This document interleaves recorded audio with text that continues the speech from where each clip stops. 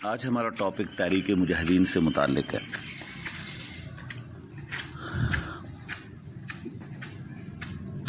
شاہ ولی اللہ کی جو تحریک تھی اس سے سید احمد شہید بہت زیادہ متاثر ہوئے، تو انہوں نے مجاہدین کی ایک ایسی آرگنائزیشن جو تھی اس کو اسٹیبلش کیا جس کے نقش قدم پر چلتے ہوئے احیاء دین اور مسلم حکومت کے تحفظ کے لیے اس تحریک نے اپنی ایک جدوجہد کا آغاز کیا۔ مسلم قائدین کی ان کوششوں کو جو انہوں نے ایک مارکارائی کی صورت میں کی ہیں یا کہ عسکری انداز میں انہوں نے اس جدوجہد کو کیا ہے، اسے ہم تحریک مجاہدین کہتے ہیں۔ اس تحریک کا بڑا مقصد تھا کہ مسلمانوں کے لیے ایک مضبوط مرکز کی تلاش کی جائے جہاں پہ مسلم حکومت جو ہے وہ قائم کی جا سکے اور مستحکم انداز میں قائم کی جا سکے۔ شاہ ولی اللہ چاہتے تھے کہ دین کو دوبارہ زندہ کیا جائے، احیاء دین کے اس مشن کو پایا تکمیل تک پہنچایا جائے۔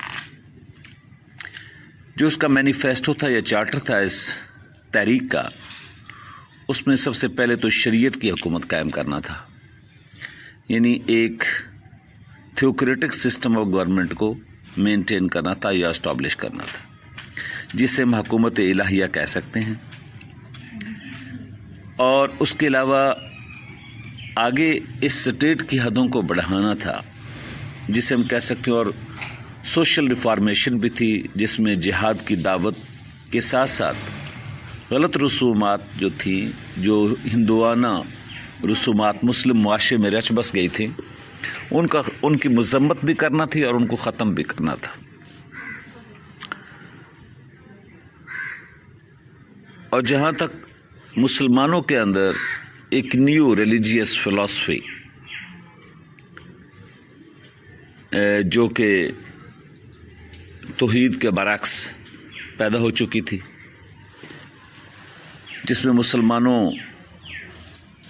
نے ہندوستان کے اندر اسپیسیفکلی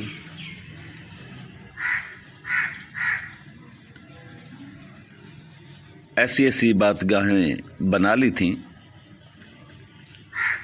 جن کو ایک مخصوص طبقہ ناپسند کرتا تھا، یعنی توحید کی اشاعت کے علاوہ جو تھا ایک نیو اسپرچول سسٹم جو تھا وہ مینٹین ہو چکا تھا۔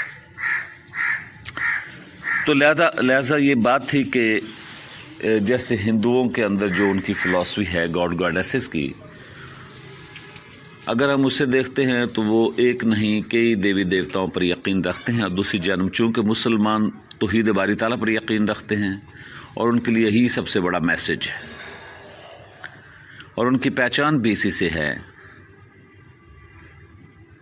کہ وہ مونوتھیسٹ ہیں، ایک ہی خدا واحد کی عبادت کرتے ہیں، پوری کائنات کا خالق و مالک ایک ہی ہے۔ ان کے نزدیک لا الہ الا اللہ کا یہی مطلب ہے۔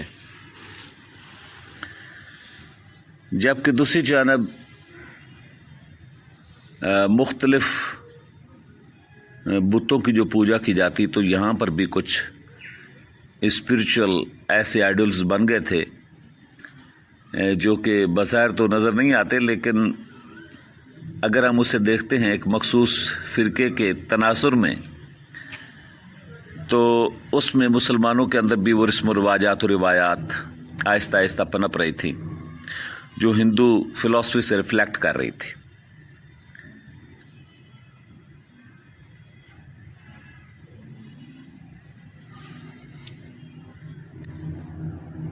علاوہ سے سنہ پاک پر عمل درآمد یقینی بنانا تھا۔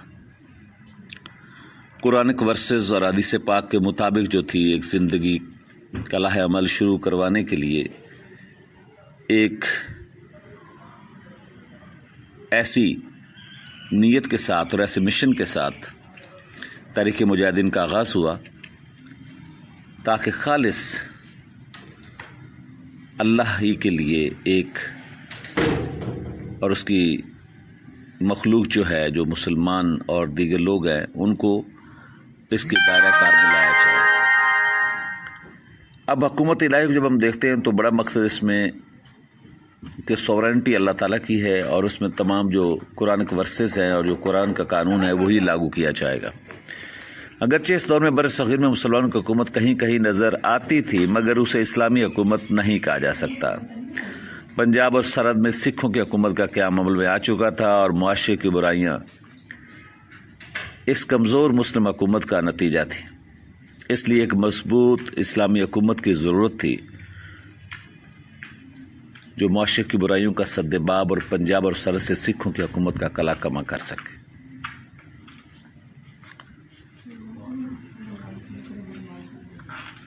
جہاں تک جہاد کی دعوت کا تعلق ہے تو یہ بھی بڑا امپورٹنٹ ہے، کیونکہ تحریک مجاہدین کا مطمع نظر جہاد کی دعوت دینا تھا۔ مسلمانوں کی ایک مضبوط مرکزی حکومت موجود نہیں تھی۔ پنجاب اور سرحد چونکہ وہاں پہ سکھوں کی ڈائناسٹی قائم ہو چکی تھی، اور جگہ جگہ ہندو طوائف الملوکی قائم ہو چکی تھی، اور ہندو حکومتیں قائم ہو چکی تھیں یا قائم ہونے جا رہی تھیں۔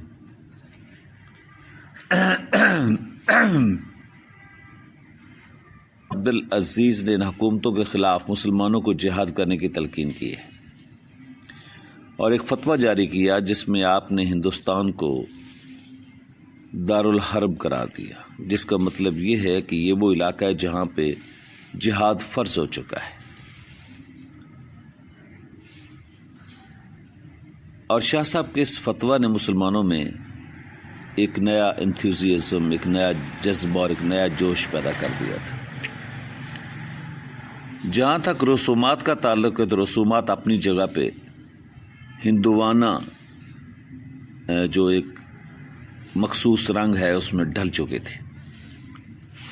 شادی بیاہ اور دیگر مختلف قسم کی جو تقریبات تھیں مسلمانوں کی، اور یہاں تک کہ جو ان کی عبادتگاہوں کے ساتھ مزارات تھے، اور اس طریقے سے جو ایک نیا سسٹم پیدا ہو چکا تھا، ان رسومات کو کے خاتمے کے لیے اور ان کی مذمت کے لیے جو تھا ضروری تھا، کیونکہ ہندو مسلم اختلاط کی وجہ سے یہ رسومات مسلم معاشرے میں آ چکی تھیں، اور ان کو چھوڑنا جو تھا وہ بہت ضروری تھا۔ لہذا ایک غلط قسم کی نمود و نمائش اور ایک فرسودہ قسم کی جو ایک املگم تھا، جو ایک امتزاج تھا رسم و رواج کا، اس کے اوپر مسلم سوسائٹی جو تھی وہ عمل درآمد کر رہی تھی۔ جیسے ہندوؤں میں بیوہ عورتوں کی دوبارہ شادیاں نہیں کی جاتی، بلکہ ان کے لیے ایک ہندو آشرم بنا دیا جاتا ہے، لیکن مسلمانوں چونکہ بیوہ عورتوں کی شادیاں ہوتی اور عقد ثانی میں ان کو بری نظر سے نہیں دیکھا جاتا، لیکن اب ان کو بری نظر سے دیکھا جانے لگا تھا۔ قبر پرستی ایک آئیڈل کی طرح جاری تھی، اور توہم پرستی مسلم معاشرہ کی خصوصیت بن چکی تھی، اور سر سید احمد خان نے رسومات کے خاتمے کے لیے اپنے تئیں بہت زیادہ کوشش کی ہے۔ اس کے علاوہ جو تھا وہ فرسودہ رسومات جو کہ ہندوانہ تھیں، شادیوں میں جو آگ گھسی تھیں، ان کا خاتمہ بھی بہت ضروری تھا۔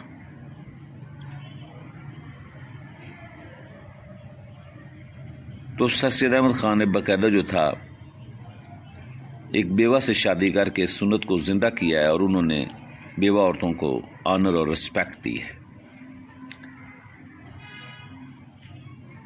جہاں تک غلط رسومات کا تعلق ہے، یہ بڑی گہری ہیں اور ڈیپلی جو ہے انہوں نے افیکٹ کیا مسلم سوسائٹی کو ہندوستان کے اندر۔ اور اب ہم بات کرتے ہیں اس کو جو کہ اصل جو ایک فلسفی ہے، جیسے ابھی میں نے مونوتھیسٹ کی بات کی ہے کہ خدا واحد کی جو عبادت ہے وہ چونکہ ہمیں مشرکانہ عقائد اور ہندوانہ رسومات سے بہت دور لے کے چلی جاتی ہے، اور ان سے ہمیں علیحدہ کرتی ہے، اور ہمیں ایک امتیاز دیتی ہے کہ ہم ہندوؤں سے بالکل مختلف ہیں، بلکہ ان لوگوں سے اور ان قوموں سے جو کہ ایک ہی خدا کی عبادت کرنے کی بجائے کئی خداؤں کی بات کرتے ہیں یا ان کی پوجا پاٹ کرتے ہیں۔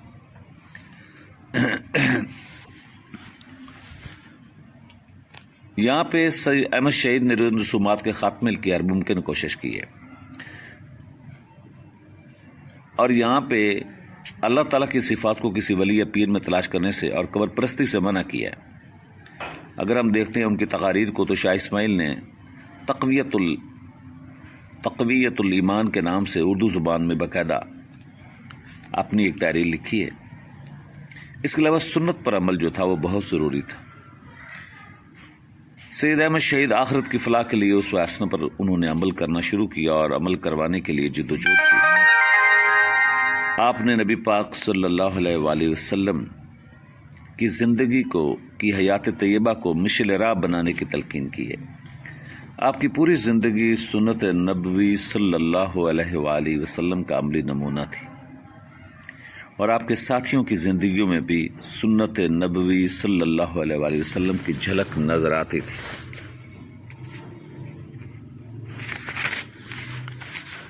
ان تمام اغراض و مقاصد کو لے کر تحریک مجاہدین میدان کارزار میں آئے تھے، اور برصغیر میں اسلامی حکومتوں کے خاتمے کے بعد میدان عمل میں آنے والی یہ پہلی عوامی تحریک تھی۔ اس تحریک نے نہ صرف مسلمانوں کی معاشرتی زندگی کو اسلام کے مطابق لانے کی سعی کی ہے اور ان کے عقائد و اعمال سنت نبوی صلی اللہ علیہ وآلہ وسلم کے مطابق لانے کی جدوجہد کی ہے، بلکہ مجاہدین نے بے سر و سامانی کے باوجود پنجاب کی سکھ حکومت کو چیلنج کیا۔ تحریک کے بانی یا اس کے قائد جو تھے ان کے ابتدائی حالات کے بارے میں جاننا بہت ضروری ہے۔ سید احمد شہید 1786 کو رائے بریلی کے مقام پر پیدا ہوتے ہیں، اور دینی مدارس کا فرسودہ نظام تعلیم آپ کو اپنی طرف راغب نہ کر سکا، تو آپ نے بچپن میں ہی تعلیم حاصل نہ کی، اور 17 سال کی عمر میں والد کا انتقال ہو گیا، تو گھر کی ذمہ داری بھی آپ پر پڑی، تو آپ نے نواب امیر خان والی ٹونگ کے ہاں فوجی ملازمت اختیار کر لی۔ کچھ عرصے کے بعد آپ نے ملازمت ترک کر کے شاہ عبد القادر دہلوی سے تعلیم حاصل کرنا شروع کی، تو تعلیم سے فارغ ہو کر آپ نے شاہ عبد العزیز کے ہاتھ پر بیعت کر لی۔ بعد ازاں 2 سال تک آپ اپنے گھر میں مقیم رہے اور ملکی حالات کا گہرا مطالعہ کرتے رہے۔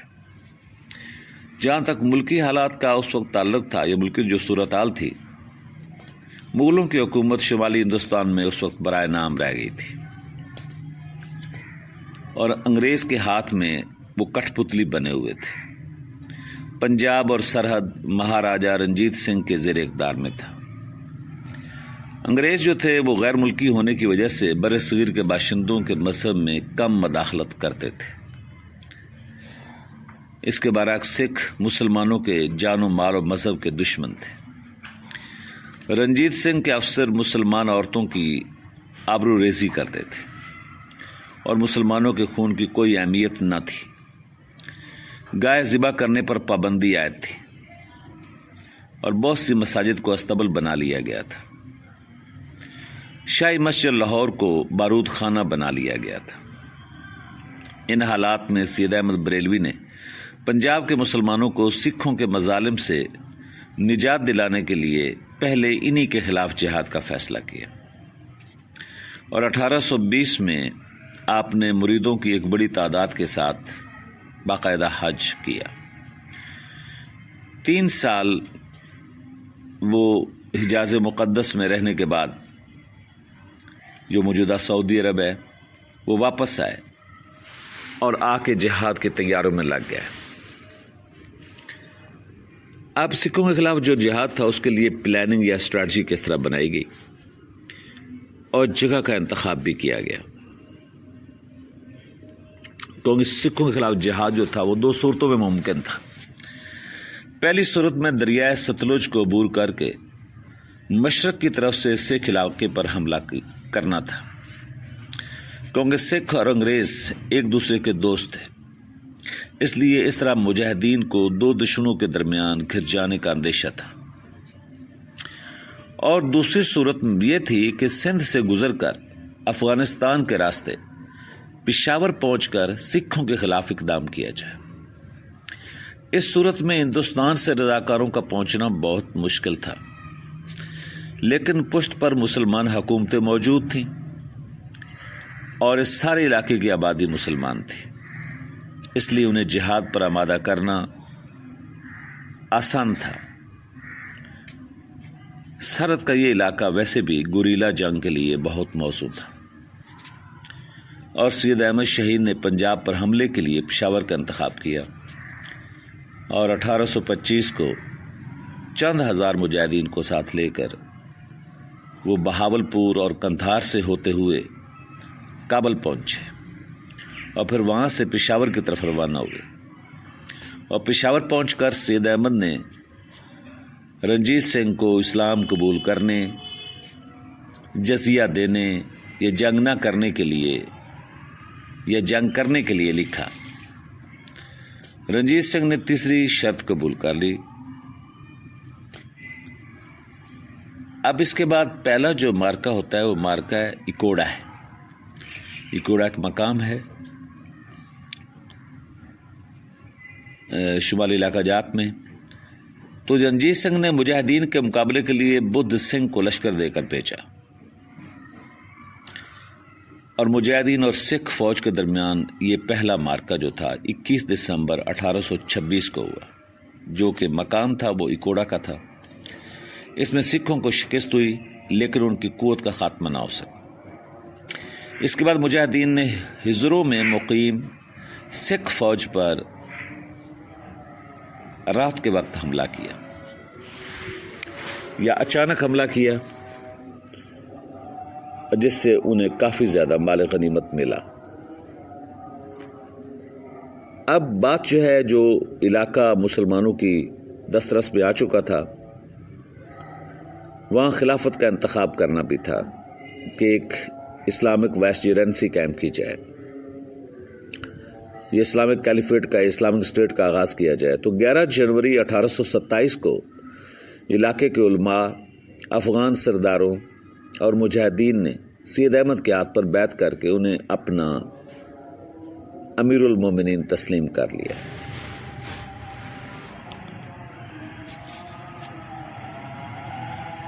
تو سید صاحب کے نام کا خطبہ پڑھا گیا، چونکہ اب جو خطبہ تھا، جو کہ ایک پولیٹیکل سرمن تھا، وہ چونکہ امیر المومنین کے نام کا ہونا تھا، لہذا سید احمد شہید کے نام کا خطبہ جو تھا وہ وہاں پہ پڑھا گیا۔ اس دوران میں پشاور کے سردار یار محمد رند اور سلطان محمد نے بھی اطاعت قبول کر لی، اور پھر سید احمد شہید نے پھر اس کے بعد اسلامی قوانین کے نفاذ کا اعلان کیا، اور سارے علاقے میں اپنے گورنرز تعینات کیے، یا اپنی جو تھی بیوروکریسی وہاں پہ تعینات کی۔ اب جہاں تک پولیٹیکل ویریشنز یا کنفرنٹیشن کا تعلق ہے، یا پولیٹیکل کنٹروورسیز کا تعلق ہے، یہ اپنی جگہ پہ ہے، ان کو ٹچ کرنا بھی ضروری ہے۔ سیدوں کے مارکے کے دوران، سیدوں کا علاقہ جو ہے یہ بھی شمالی پاکستان میں آتا ہے، اس مارکے کے دوران سید احمد کو زہر دے دیا گیا۔ آپ کی جان تو بچ گئی، کیونکہ یہ ایک اٹیمپٹ تھی جو آپ کی جان کے خلاف کی گئی، لیکن مجاہدین جو تھے وہ سیدوں کی جنگ میں شکست سے دوچار ہو گئے، اور پھر آپ نے مجاہدین کو سوات منتقل کر دیا۔ ان ایکسپیڈیشنز کے بعد رنجیت سنگھ خود پشاور آیا، یار محمد خان اور سلطان محمد خان کو اپنے ساتھ ملانے میں کامیاب ہو گیا، اور سید احمد کے اسلامی قوانین کے نفاذ کو مقامی لوگوں نے بارے گراں سمجھتے ہوئے مخالفانہ روش اختیار کی۔ اس دوران سکھوں نے مشہور کر دیا کہ آپ وہابی ہیں، اور سکھوں نے بعض مقامی افراد کے ساتھ مل کر اسلامی حکومت کے خلاف سازشیں اور بغاوتیں شروع کر دیں، اور بعض مقامات پر سید احمد صاحب جو تھے، جو انہوں نے وہاں پہ اپنے گورنرز تعینات کیے تھے یا مال تعینات کیے تھے، ان میں سے کچھ کو قتل کروا دیا گیا۔ اسی تسلسل میں پشاور میں یار محمد خان اور سلطان محمد خان نے بغاوت کر دی، اور پھر مجاہدین نے پشاور پر حملہ کر کے اس پر قبضہ کر لیا، اور اسی مارکے میں یار محمد خان کا کام تمام ہوا اور سلطان محمد خان نے معافی مانگ لی۔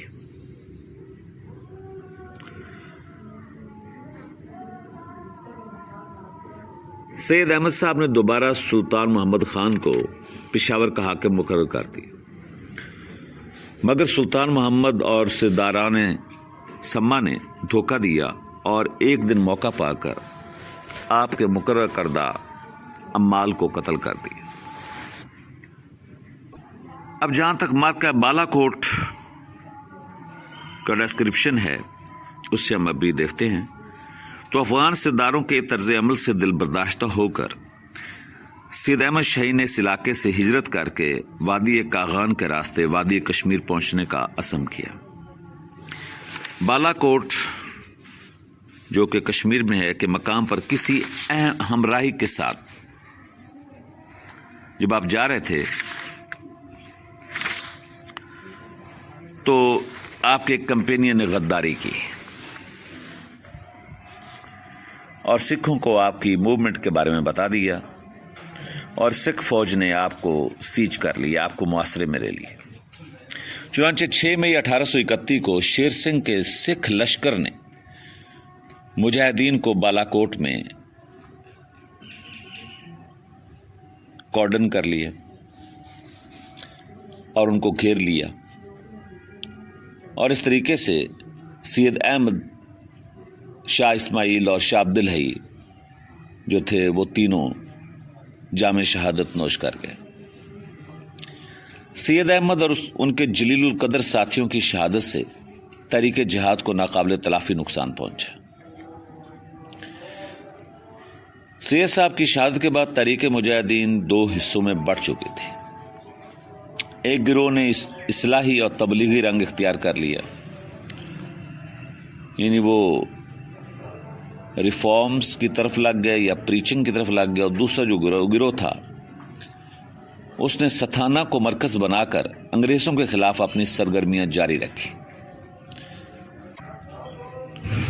قیام پاکستان 1947 تک مجاہدین کی یہ سرگرمیاں جاری رہیں، اور پاکستان بننے کے بعد ان کے خلاف جو تھا معاملات جو تھے وہ آہستہ آہستہ دم توڑ گئے، اور آخری رہنما جو تھا فضل الہی وزیر آبادی وہ بھی واپس آ گیا۔ برتر از اندیشہ سود و زیاں ہے زندگی، برتر از اندیشہ سود و زیاں ہے زندگی، ہے کبھی جاں اور کبھی تسلیم جاں ہے زندگی۔ Now we will touch the English version of Syed Ahmad Shahid and the Tariq Mujahedeen.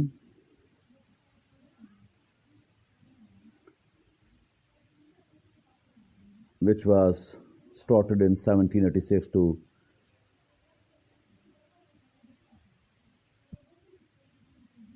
1831. It was the date of birth of Mr. Syed Ahmad Shahid. Syed Ahmad Shahid was born on 29 November 1786 at Rai Bareilly in Uttar Pradesh, a province of the India. He made a poor progress at Maktab and took more interest in sports, games, and outdoor activities. In his childhood, he used to say that he would wage a jihad against the atheists.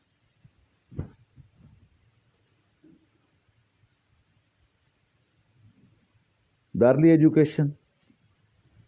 When we see the first phase, at the age of 18, he came to Delhi and became the disciple of Shah Abdulaziz.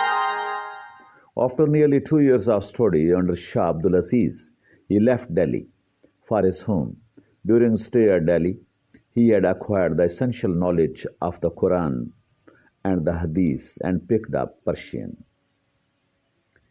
And in the second phase, he joined the army of Nawab Amir Khan of Tong in 1812. The Nawab was one of the powerful chieftains of Rajputana and was always at war with one Hindu chief or another in his neighborhood. He was religious-minded and devoted to ulema and Sufis. Syed Ahmad remained with the Nawab for 7 years and left him only when the Nawab had established friendly relations with the British. During these 7 years, he got ample experience both in actual warfare and practical politics. And the inspiration of jihad in 1821, Syed Ahmad Barelvi went to Mecca with 400 persons to perform Hajj and stayed there for 2 years. During his stay in Arabia, he came into contact with many scholars and acquired knowledge of the various movements of the world of Islam. He was inspired with new thoughts and ideas. On his return to Indo-Pakistan on 6 August 1823, he devoted himself to the religious and social reforms and preparation of jihad. Now we will touch the beliefs of Syed Ahmad Shahid. He was a man of action, and he believed that the freedom of Muslims could only come as a result of armed struggle against the foreign and non-Muslim forces which were oppressing them. And secondly, he believed that there was a need to end the evils that had corrupted Islamic society. And now we will touch the condition of the Muslims in subcontinent of India. Political, social, economic and religious decay of Muslim society in the Indian subcontinent that started in the 18th century widely spread through the early 19th century. Political supremacy of Muslims had practically come to an end, and the military power completely incapacitated itself to protect life and property of the people. In a letter, Syed Ahmad portrays declining conditions of the Muslim community and decay of the Mughal Empire in these words. Large part of the India has been captured by foreigners. They have adopted the policy of brutality and injustice. Government of Indian Muslims rulers has been vanished. No one has courage to challenge them. Everyone has started to consider them his master. These were the English version of the words of Syed Ahmad Shahid. The simple monotheistic teachings of Islam had been polluted and ignored. Many innovations and un-Islamic traditions had been introduced and sanctified. In the time of Syed Ahmad, Punjab was ruled by the Sikh ruler Ranjit Singh, who was regarded as an autocratic despot. The Muslims heavily suffered under his rule and were denied liberty and freedom of worship. The NWFP, the present Khyber Pakhtunkhwa, had also fallen into Sikh regime. The holy places of Muslims were turned into temples. Azan was forbidden in mosques. Conditions of control of different rulers and companies. Now we'll touch the conditions of the different rulers and the companies and their control. Number one, the British Empire, represented by East India Company in most of northern India. British Empire has dominated the northern India, and Marathas in southern and central India, and the Sikhs were in northwest of the India. and present Punjab, in which Kashmir and Khyber Pakhtunkhwa, Pakistan, were being ruled by Maharaja Ranjit Singh, who was considered a tyrannical autocrat. Now, the Jihad movement, Mujahedeen movement of Sayyid Ahmad Shahid. Sayyid Ahmad Shahid's Jihad movement is an important episode of Khyber Pakhtunkhwa's history. It played the role of forerunner of Pakistan movement in Indian subcontinent. This movement became the source of inspiration to Muslims of India in their struggle for preservation of Muslim culture, protection of their separate identity, and establishment of an independent Islamic state in this region of the world. Those Muslims who later struggled for Pakistan saw Sayyid Ahmad and his followers as role models, fighting bravely against domination of non-Muslim rule and sacrificing their lives for the cause of Islam. Jihad movement of Sayyid Ahmad is an inevitable and significant component of history of Khyber Pakhtunkhwa. Due to his sincerity and commitment with the cause of Islam, Sayyid Ahmad received great respect and love of the people of this region during his stay in this region of Pakistan, and is still remembered with respect and reverence. Now, what was the purpose of the Jihad movement? Dr. Jahanzeb Khalil, who belongs to the area of the struggle of Sayyid Ahmad, he has given his observations about that, and he has written his doctoral research on Mujahedeen movement. He has analyzed that purpose behind his struggle was not worldly gain, fame and popularity, but the purpose was to submit to the will of Allah and to follow the Sunnah of the Prophet, peace be upon him. Now, the preparation of this holy strategy, the Jihad, Sayyid Ahmad sincerely desired to see the restoration of supremacy of Islam. When he analyzed the cause of dominance of non-Muslim forces in India, he came to the conclusion that basis of the situation was the absence of the spirit of Jihad and the spirit of sacrifice for the cause of Islam. The subcontinent had already been declared Darul Harb by Shah Abdul Aziz. Therefore, it was a religious obligation upon every Muslim to wage jihad against the non-Muslim foreign forces.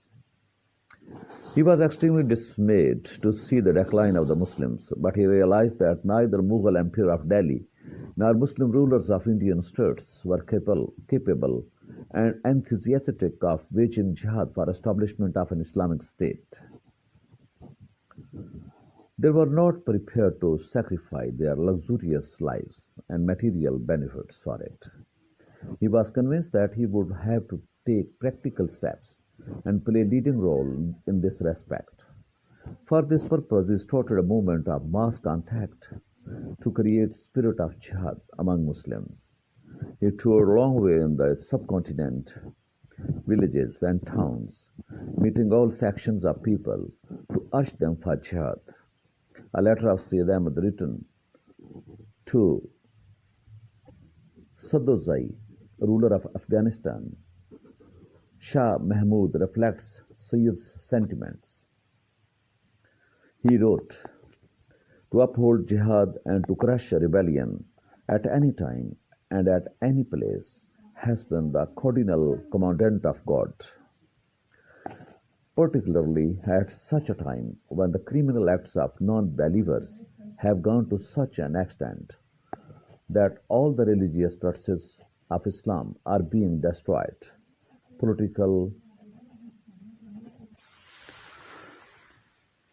Political disturbances are created in the Islamic governments, and the seed of dissension is sown among the Muslims all over India and adjoining countries. In this situation, the apathy on the part of the Muslims is tantamount to a great sin. For this purpose, the scholars of Islam have come out of their homes and are inviting Muslims for jihad. Muslims of India had forgotten their responsibility to perform Hajj, which is obligatory for every Muslim who can afford it, In this perspective, Syed Ahmad had decided to revive the performance of Hajj. After Hajj, he took the oath of jihad from his companions at the place of Aqaba in Mina. Holy Prophet, peace be upon him, had taken the oath of allegiance from Ansars of Medina when he returned from Hajj after 3 years. He devoted himself to two major tasks: reformation of Muslim society and preparing his followers for Hijrat, migration to Trans-Indus tribal areas, northwest frontier for jihad. Due to revival of Islam, Syed Ahmad Shaheed started jihad movement against non-Muslim oppression. He believed that once this was done, Islam could be rejuvenated. He toured the Punjab and North frontier to enlist the men to fight with Sikh. He traveled thousands of miles to raise the Mujahedeen, established headquarters near Peshawar, sent message to Ranjit Singh for acceptance of Islam, but he refused to accept Islam. He fought many battles against Sikhs. His army was defeated because of bribery of Yar Muhammad Khan and his servant. In 1831, he martyred at Balakot with 600 Mujahedeen. This movement arranged a path for the struggle of freedom in Muslims, which produced a spirit of survival, and they started. Syed Ahmad Shaheed Barelvi selected a particular way on the command of his spiritual guide Shah Abdul Aziz and devoted himself in the preparation of the Holy War. He started a national movement for this purpose in 1818 and organized this movement after arrival from Hajj as the Mujahedeen Movement in 1831. Now we will touch the objectives of Mujahedeen Movement. He wanted to make the Muslims as the true lover of Islam. For this purpose, he started the Mujahedeen Movement. The main objectives of the Mujahedeen were as to preach unicity of Almighty Allah, to revive the teachings of Islam and prepare the Muslims to pass their lives simply according to the teachings of Islam, to protect the Muslims against such acts and ideas which are contrary to Islamic values, and to protect the Muslims from the ownership of other things except Allah. The importance of Jihad movement. The defeat of the Mujahedeen in the Battle of Balakot was a serious setback for the Jihad movement, and it struggled to survive in the following years. The movement continued on in the hills of the northwest frontier until 1863, when the British sent a large army to deal with the Mujahedeen threat. Even then, the movement survived through the determination of its followers. It was not a movement in order to place a particular leader in power, but instead to achieve religious and spiritual freedom. The Jihad movement was a uniting force for Muslims. Many of Syed Ahmad's soldiers had been spiritual leaders or teachers. The Jihad movement is regarded by many historians as the forerunner of the Pakistan movement in India. Syed Ahmad's efforts were an inspiration to all Muslims in defending their religion, their culture, and their freedoms. Those Muslims who later campaigned for their own homeland saw Syed Ahmad as an example of a Muslim fighting for the Muslim cause in much the same way. Now, what are the causes of failures of Jihad movement? Why Syed Ahmad Shaheed decided to start his jihad against Sikhs while Muslims were equally dominated by British? Why did he select the present area of KPK as his battlefield?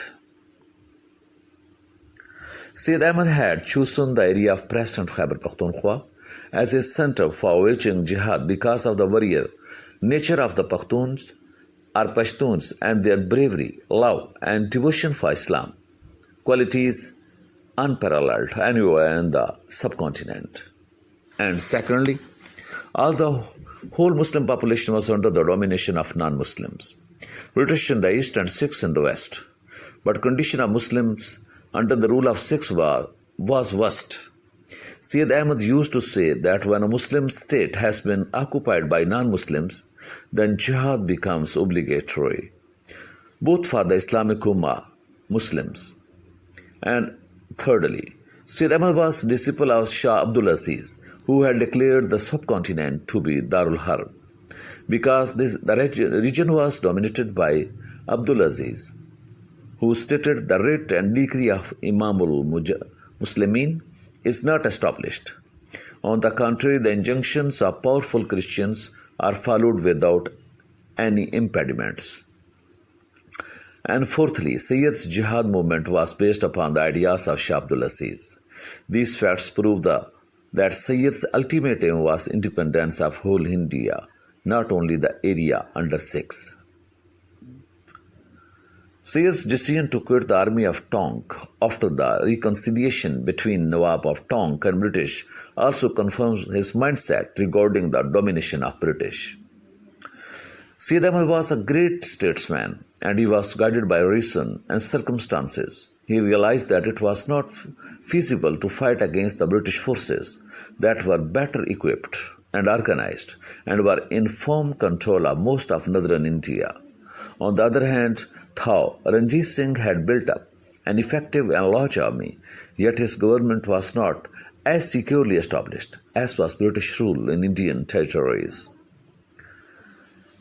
And sixthly, initiating jihad in the region surrounded by British-controlled area was not an achievable task.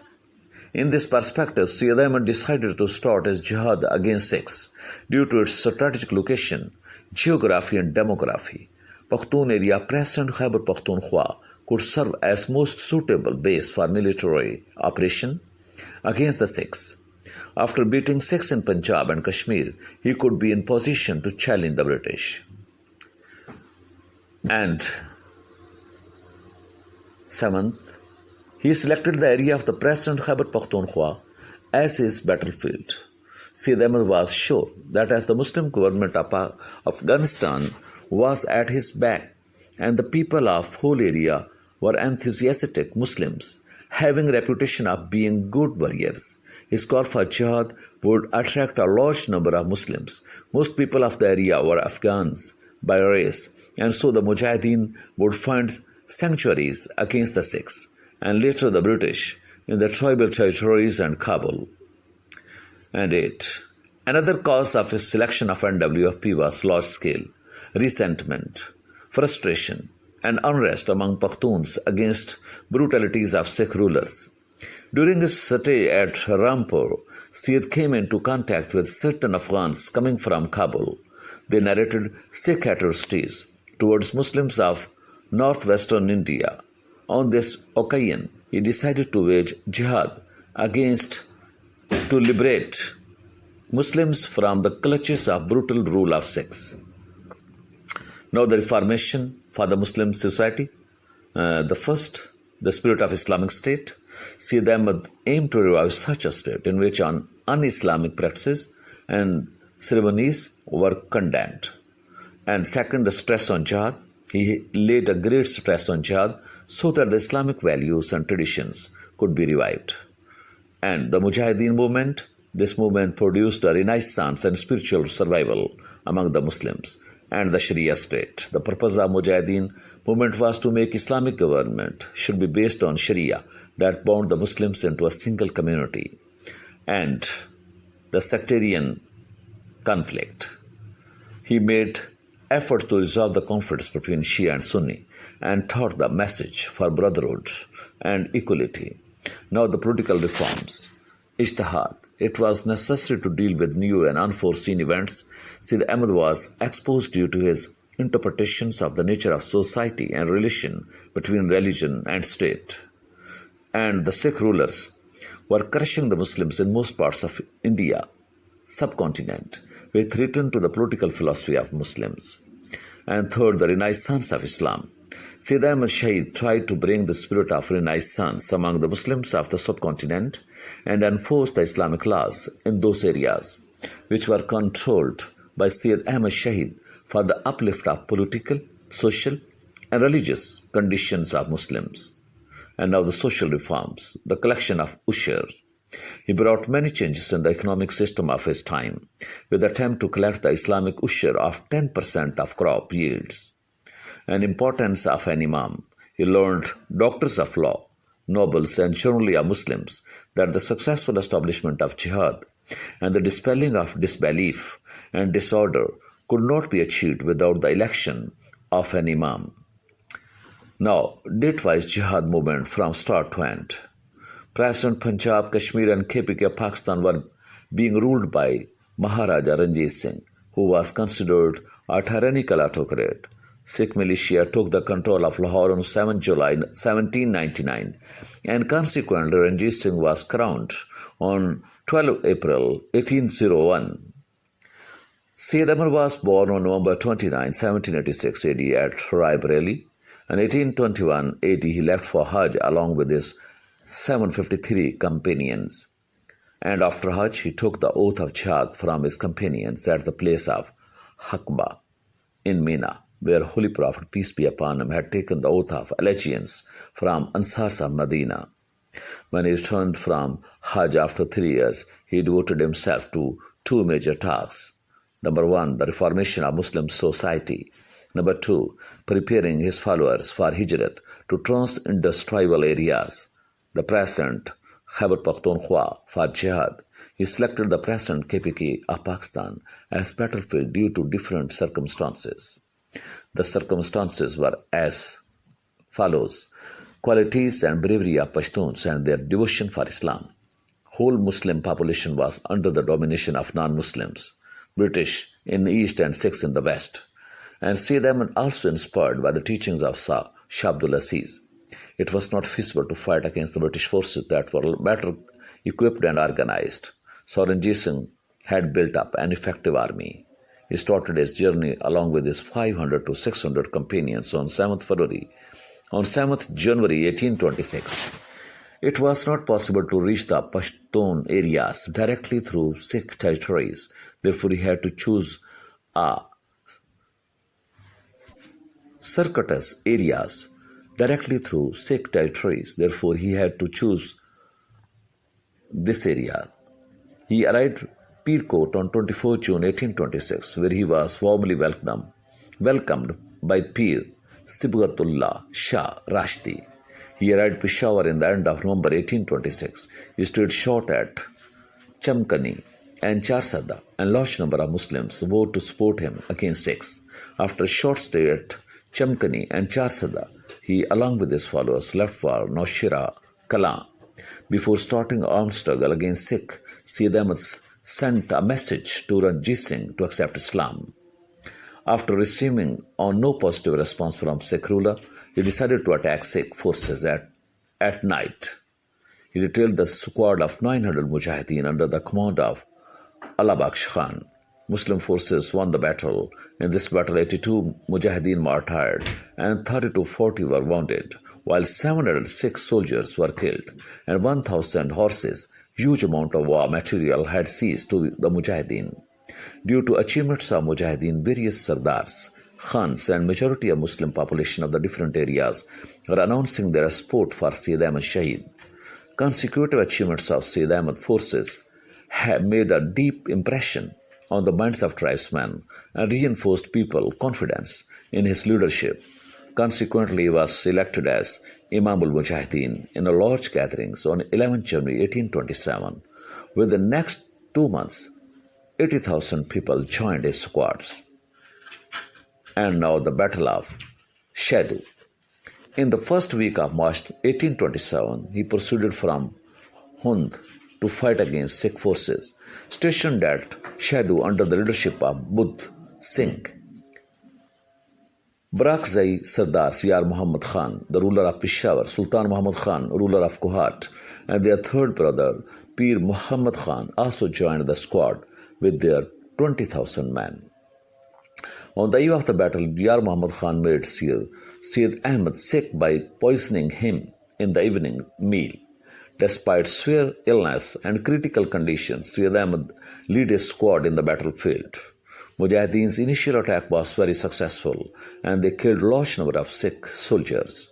At the time when battle was in the final stage and Mujahedeen's success was certain, Sardar Yar Muhammad Khan, who was apparently supporting Syed Ahmed, withdrew his men from the battle. He shouted at once, "Defeat, defeat," and ran away from the battleground. Yar Muhammad's this trick changed the whole scenario.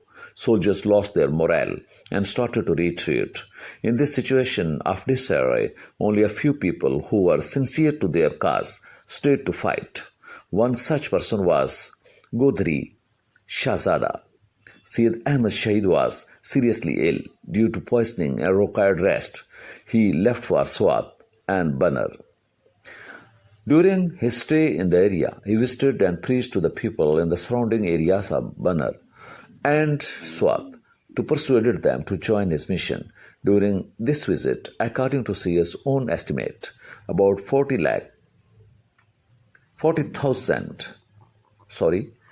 lakh people pledged the oath of allegiance on his hand. He also wrote letters to influential Khans and Maliks of different tribes, explaining to them that when non-Muslims usurp the land of Muslims, it is obligatory for Muslims.